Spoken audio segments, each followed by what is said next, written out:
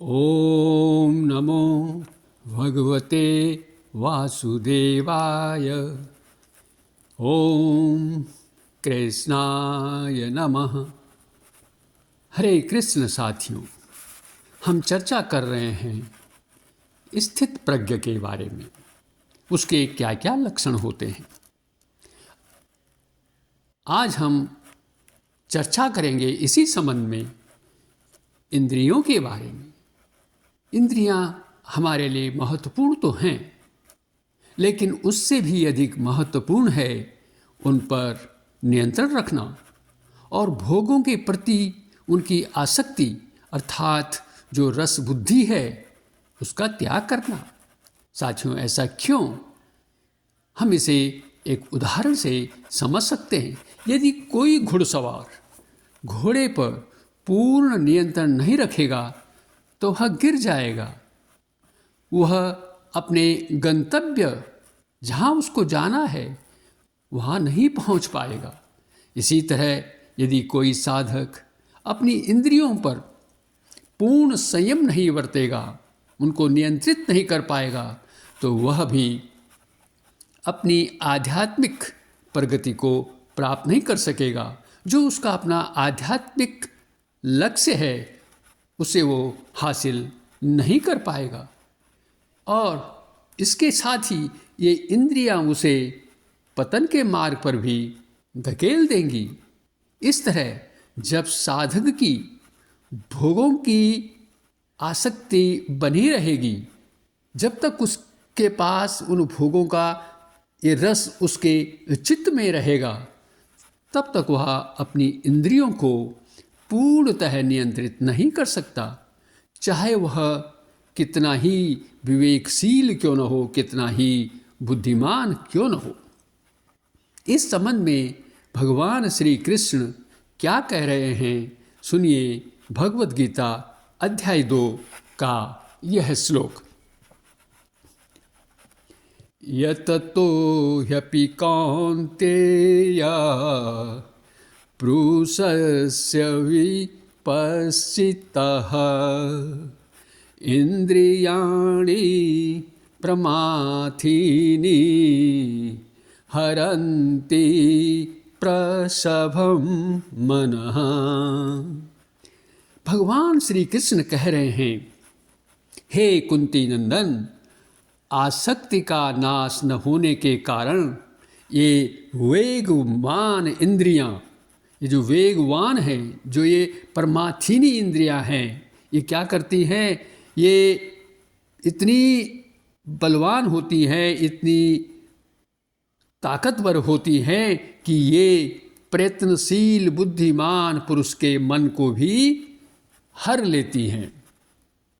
अब हम इस श्लोक की व्याख्या करेंगे। सबसे पहले जानेंगे कि विपश्चितः पुरुषस्य से क्या तात्पर्य है। इसका शाब्दिक अर्थ है विवेकशील यानी बुद्धिमान पुरुष।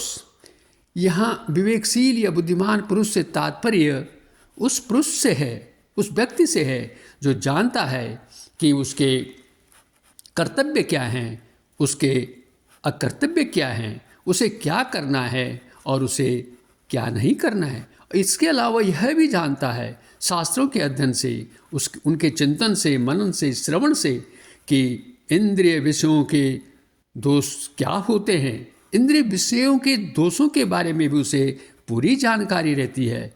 ऐसा जो विवेकशील पुरुष होता है वह भी जब इंद्रियों को विषयों से हटाने का प्रयत्न करता है, प्रयास करता है, तो ये वेगवान इंद्रियां उसके मन को भी बलपूर्वक हर लेती हैं, अर्थात वह भी विषयों की तरफ खिंच जाता है।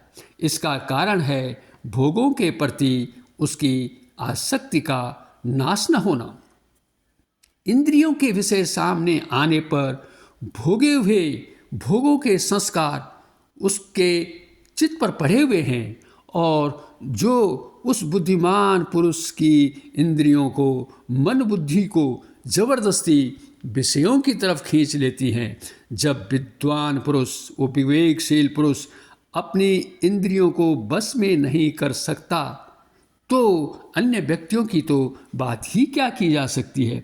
साथियों, हमारे शास्त्रों में ऐसे अनेक ऋषियों का वर्णन है जो परम तपस्वी थे, परंतु विषयों के सामने आने पर उनके मन भी विचलित हो गए, वो भी उन भोगों में प्रवृत्त हो गए। जैसे सौभरी मुनि थे, महर्षि विश्वामित्र आदि, ये बड़े परम तपस्वी थे। इंद्रिय निग्रह के लिए इन्होंने कठिन तपस्या की थी, परंतु इन्हें भी विषय भोग में प्रवृत्त होना पड़ा। इनका मन भी उन विषय भोगों को देखने से विचलित हो गया। इंद्रियों को पूर्ण रूप से संयमित करना, यानी ये कहा जा सकता है कि वायु को बस में करना है, अर्थात यह एक अत्यंत ही कठिन कार्य है। लेकिन साथियों, इसे तब तक नहीं किया जा सकता जब तक आप अपनी इंद्रियों को भगवान की सेवा में नहीं लगाते हैं।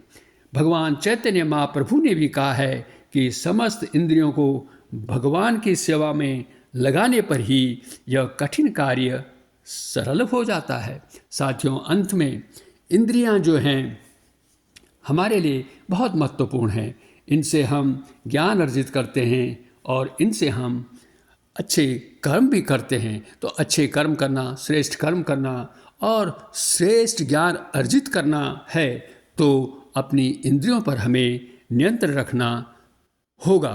अदरवाइज अन्यथा फिर हम अपने श्रेष्ठ कार्य करने से वंचित रह जाएंगे, श्रेष्ठ ज्ञान अर्जित करने से वंचित रह जाएंगे, क्योंकि ये इंद्रियां हमें उन श्रेष्ठ कार्यों से दूसरी तरफ ले जाएंगे।